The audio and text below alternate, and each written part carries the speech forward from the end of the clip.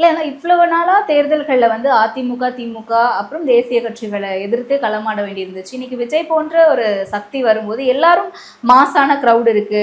நாம் தமிழர் கட்சிக்கு கிடைத்த அந்த 8% வாக்குகளே வந்து தாவேக்காவுடைய பங்கு இருக்கு, ரசிகர்கள் தாவேக்கா தொண்டர்களுடைய பங்கு இருக்கு அப்படின்லாம் பேசப்படல. சமீபத்துல சிடிஆர் நிர்மல்குமார் கூட அதை பேசியிருக்காரு.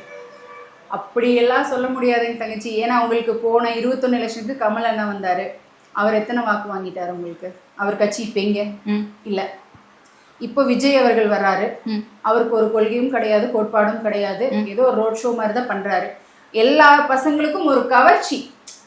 அவர் ரொம்ப பிடிச்சிருக்கு தெரியல, தரையில பார்த்தா நேர்ல பார்த்தா எப்படி இருக்கும் அப்படின்னு சொல்லிட்டு தான் முந்திட்டு இது வரைக்கும் ஓடுறாங்க. அத்தனையும் உங்களுக்கு ஓட்டா மாறணும்னு அவசியம் இல்லையே. ஏன்னா தமிழ்நாட்டில் இருக்கிற அத்தனை இளைஞர்களும் விஜய் அண்ணா ரசிகர்கள் கிடையாது. அஜித் அண்ணாக்கு ரசிகர்கள் இருக்காங்க, தனுஷ் அண்ணா, சிலம்பண்ணா, சூர்யா அண்ணா, நிறைய பேர் சொல்லிட்டே போலாம். இந்த மாதிரி நிறைய ரசிகர்கள் இருக்காங்க.